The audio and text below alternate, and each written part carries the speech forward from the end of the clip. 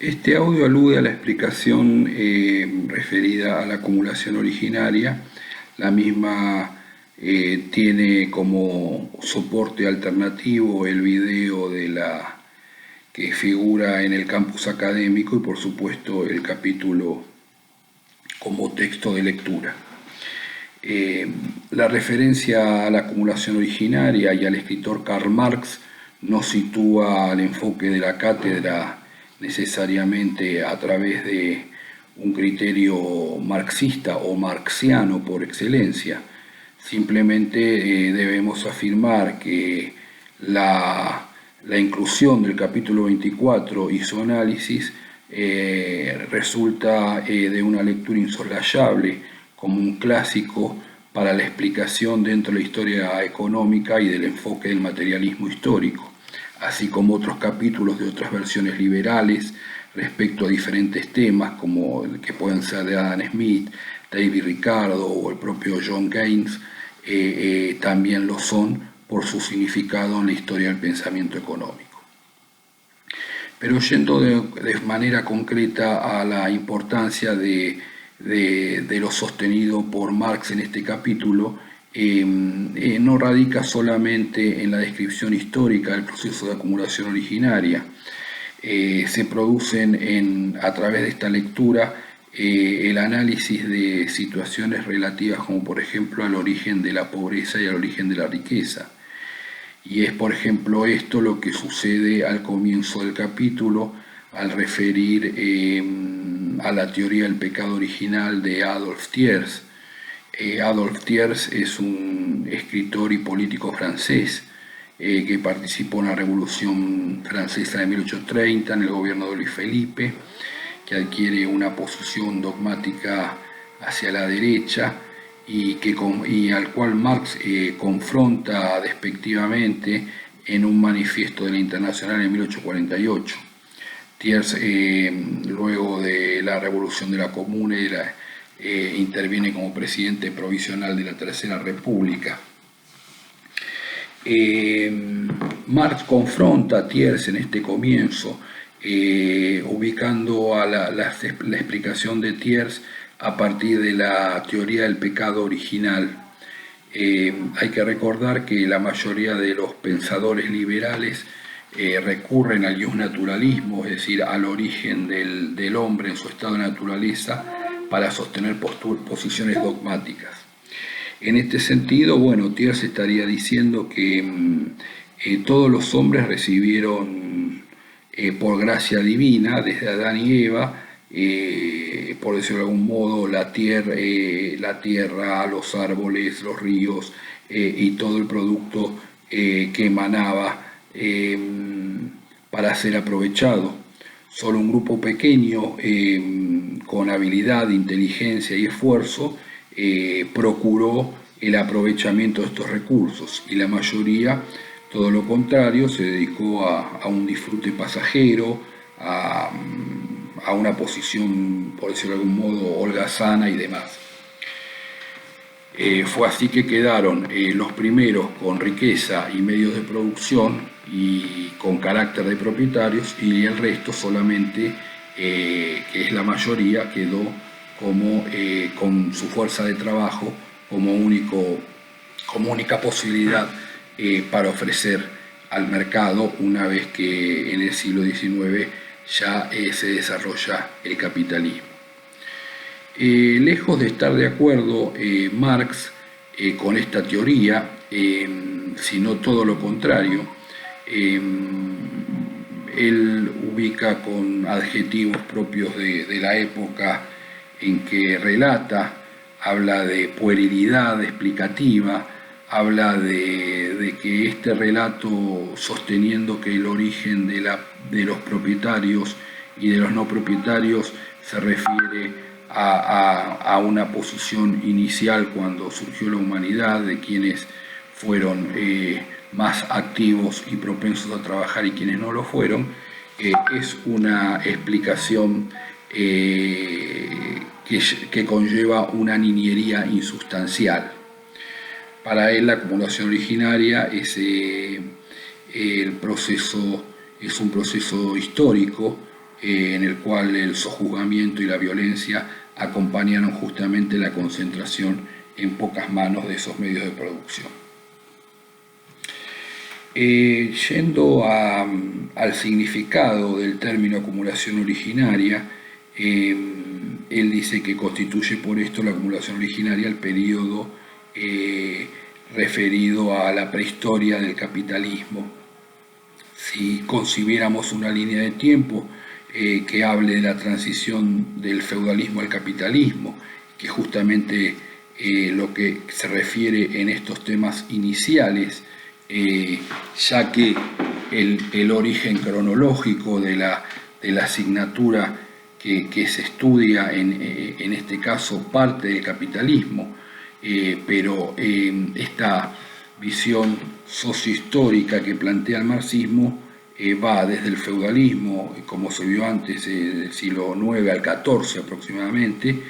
Luego del XIV al XVIII estaría comprendida este proceso de acumulación originaria, y luego a fines del siglo XVIII el surgimiento del capitalismo como tal, casi coincidente con el proceso de revolución industrial.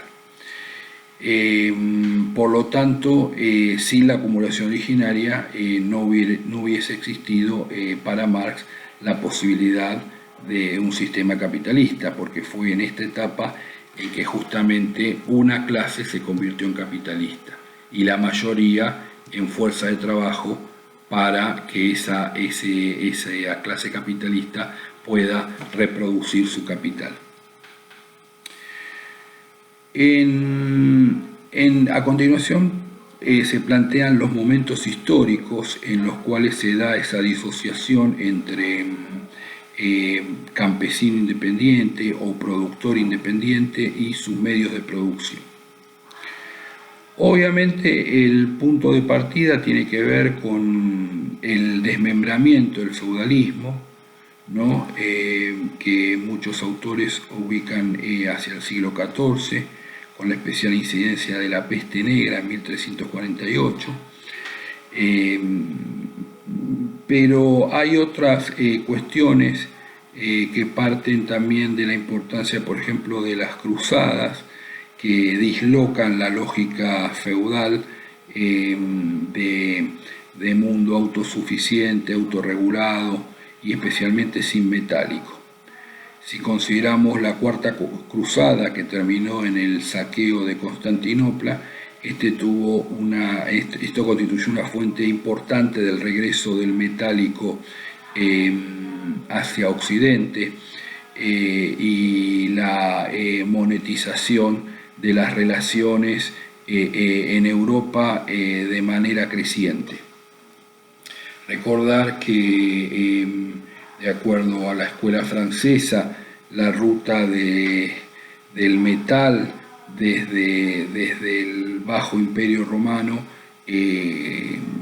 fue siguiendo un camino hacia Oriente, primero concentrándose en Bagdad y en los califatos islámicos y luego llegando al lejano Oriente. Desde las cruzadas aparecería un camino de retorno y este metálico alteraría las relaciones feudo-vasalláticas que fueron explicados en clases anteriores.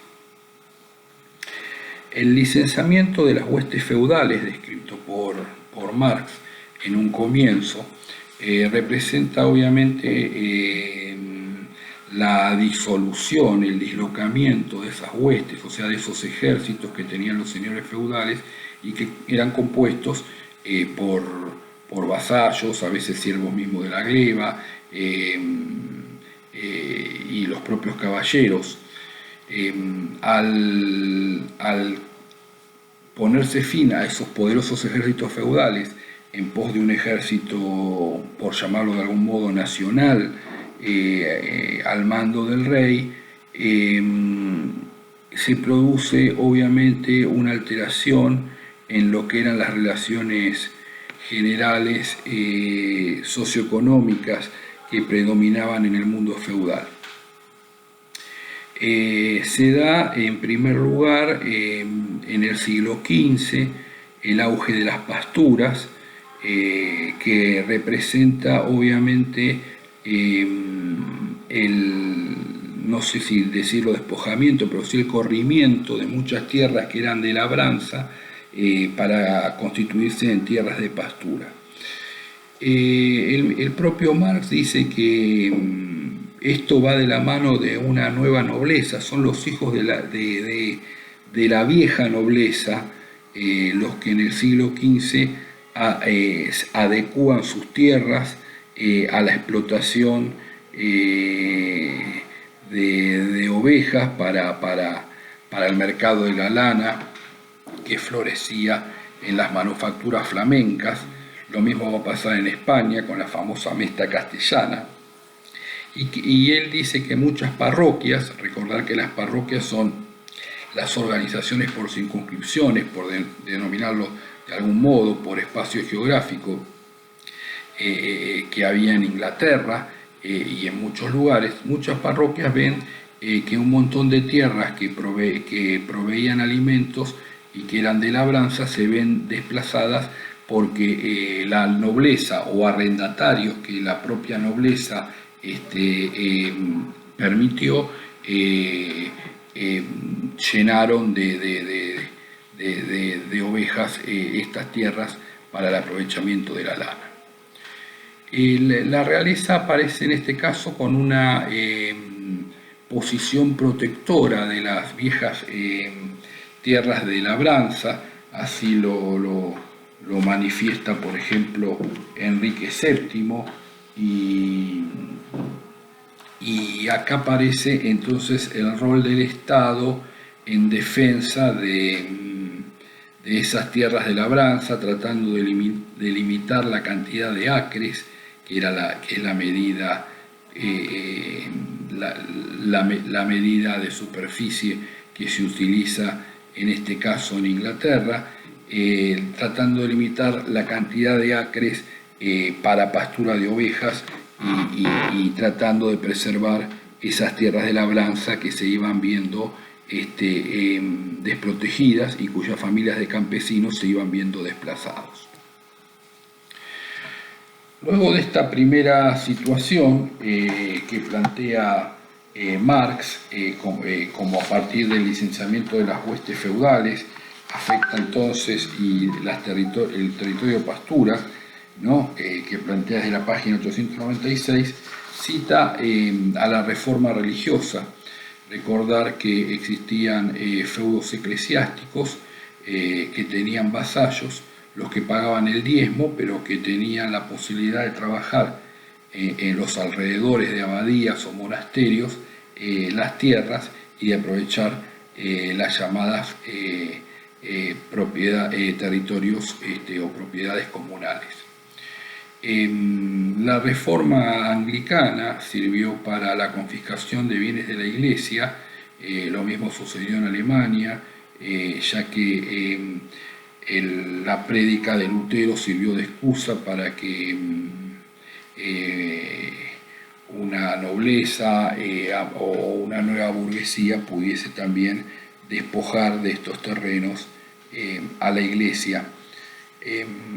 Todo el capítulo de la acumulación originaria está definido por un Marx enojado, por decirlo de algún modo. Él dice que los reyes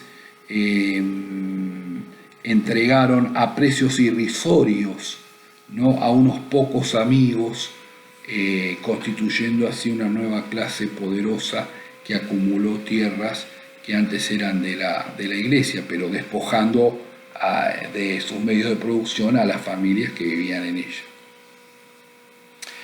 Es así que en el siglo XVI la reforma religiosa, lejos de constituirse exclusivamente en una cuestión de dogma y de credo, tuvo una repercusión económica muy importante en el proceso de acumulación originaria.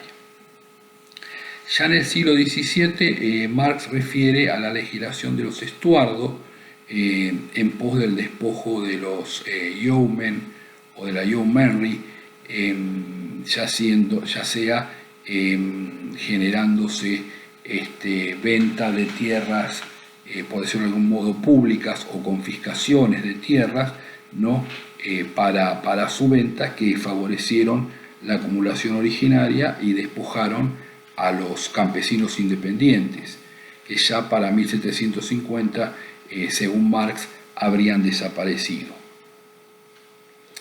No obstante esto, y en términos de autores neomarxianos como Poulanzas, Miliband y otros, se puede decir que los Tudor y los Stuart en Inglaterra habrían tenido una posición más conservadora respecto de las relaciones socioeconómicas tradicionales. La Glorious Revolution o Revolución Gloriosa de 1688 se transforma justamente en el cuarto eslabón importante de este proceso histórico de acumulación originaria. Es justamente el Parlamento el que autoriza a través de las leyes de cercados y de los clearings of states o proceso de limpieza de fincas, el que autoriza justamente el cercado de los terrenos, y luego la limpieza de fincas implica expulsar a la gente que todavía trabajaba en esas tierras, considerándolas de manera comunal.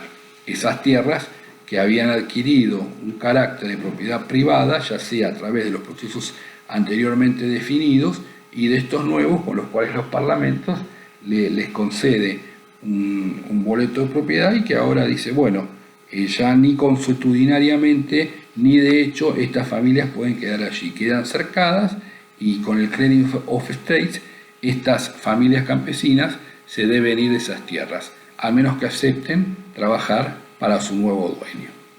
Estos son los dos golpes de gracia, según Marx, que se constituyen con la monarquía parlamentaria, curiosamente, y a través de las leyes del Parlamento inglés, ¿no?, en el siglo XVIII. En este sentido, la acumulación originaria viene a sostener el proceso de despojo final a través del cercamiento, que también consolida lo que fue la revolución agrícola que precede en la mayoría de las interpretaciones a la revolución industrial en Inglaterra, convirtiendo a los campos cercados en campos definidos por un alambrado, y que a su vez en los cuales a su vez se aplican nuevas técnicas agrícolas como la rotación de cultivos y etc. Ahora, en otro orden aparece también la cuestión referida a la legislación sobre vagos y mendigos. ¿Qué incidencia tiene ello? Recordar que las parroquias o circunscripciones no contaban con una cantidad de mano de obra, y hasta el siglo XVIII inclusive en su mayoría evitaban el desplazamiento de esa mano de obra. Existía entonces la categorización de vagabundo o mendigo. Si bien había leyes que contemplaban la existencia de pobres que no tenían para su sustento, aquí la categoría de vagabundo o mendigo es analizada como negativa, ya sea a través de los diferentes reyes, ¿no?, de Eduardo VI, Enrique VIII y la misma Isabel I. Y a partir de eso, bueno, se daban diferentes castigos. Aquellas personas que tenían la posibilidad de trabajar no tuviesen por decirlo de algún modo, su papeleta de contrato laboral, o no estarían afirmados bajo los nuevos dueños de las tierras y de los medios de producción, ¿no? Y así, por ejemplo, Enrique VIII decía que la segunda vez que se encontrase una persona mendigando o sin trabajo fijo, se le podría cortar la oreja. Eduardo VI hablaba de que si toda persona que hubiese holgazaneado por 3 días, se le marcaría con hierro una B corta, ¿no? Referida a los vagabonds. Isabel I lo mismo hacía con el corte de la oreja izquierda, y el mismo ya Jacobo I en el siglo XVII hablaba de marcar con una R que refería al gandulo vago, ¿no? Con hierro caliente. Y hasta se llegaba a autorizar la muerte de aquel que fuese encontrado reiteradamente sin una licencia de trabajo. Evidentemente en esta legislación el Estado, a través de la realeza, propicia la formación de una mano de obra, pero que en este caso tiene un alcance, dijimos, definido al territorio al que pertenece. A diferencia de lo que luego va a ser el sistema capitalista, estamos hablando de la conformación de un mercado nacional, y todavía en estas legislaciones de la conformación de una economía donde se ve sobre todo la movilidad como una amenaza. Recordar que en algunos casos existen algunas leyes protectoras, como la ley isabelina o ley de pobres, o por ejemplo lo que sucede luego hacia el siglo XVIII, ¿no? Con Spinhamland. La ley de Spinhamland proponía un subsidio para aquellas familias que por culpa de la inflación no pudiesen alcanzar su propio sustento alimenticio. Estas leyes, con el advenimiento del sistema capitalista, terminan siendo finalmente abolidas y se despoja entonces de toda posibilidad protectora a aquellos que no tuviesen lo suficiente para su sustento. Bueno, luego Marx pasa a desarrollar lo que es la génesis del arrendatario capitalista, ¿no? Y esto habría surgido sobre todo en la segunda mitad del siglo XIV, ¿no? El arrendatario capitalista aparece luego de prácticamente la eliminación del bailiff o capataz que tenía el señor feudal. Aparece una clase campesina que además de trabajar desde fines del siglo XIV todavía una porción de tierra comunal o propia como campesino independiente, adquiere como arrendatario o con un contrato de medianería, compartiendo el capital y los instrumentos de labranza con la nobleza, otra porción de tierra, y tiene allí jornaleros. Este concepto de jornalero sería parte de la génesis justamente del capitalismo, y dice que, bueno, muchas veces como subían los precios de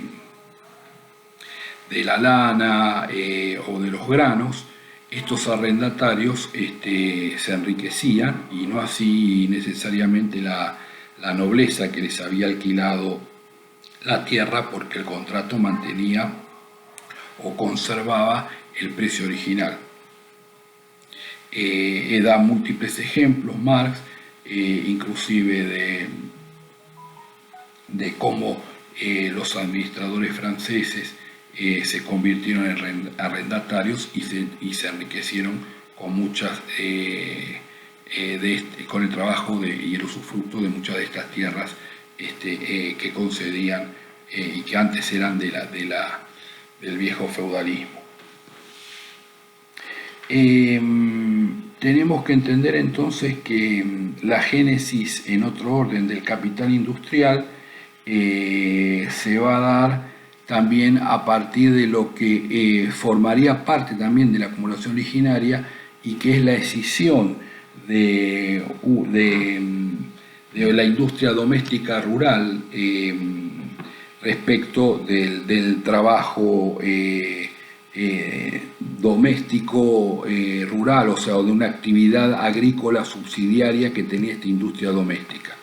Es así que, por ejemplo, el campesino independiente dedicaba una parte a la labranza y también otra parte a una manufactura doméstica de productos derivados de la tierra. Al surgir, digamos, el capitalismo industrial o de la gran fábrica, esa industria doméstica va quedando desplazada, así los tejedores o las actividades artesanales que se hacían, ¿no? Y bueno, gran parte del incentivo que tuvo ese capital industrial estuvo basado en el oro americano, que se derivó a Inglaterra, y también en el monopolio que compañías de comercio como las Indias Orientales tuvieron sobre muchos mercados y que proveyeron de riqueza para la conformación de ese capital industrial. Y muchos aprendices de esas manufacturas artesanales se convirtieron en mano de obra preferida, especialmente si eran chicos, niños, ¿no? Y esto lo describe Marx en su capítulo. En síntesis, ese es el proceso de acumulación originaria, ¿no? Y explicado especialmente en Inglaterra, ¿no? Y que conlleva también, obviamente, a la pregunta sobre el porqué del origen de la revolución industrial en Inglaterra. Pero ese tema es seguramente parte de otra clase.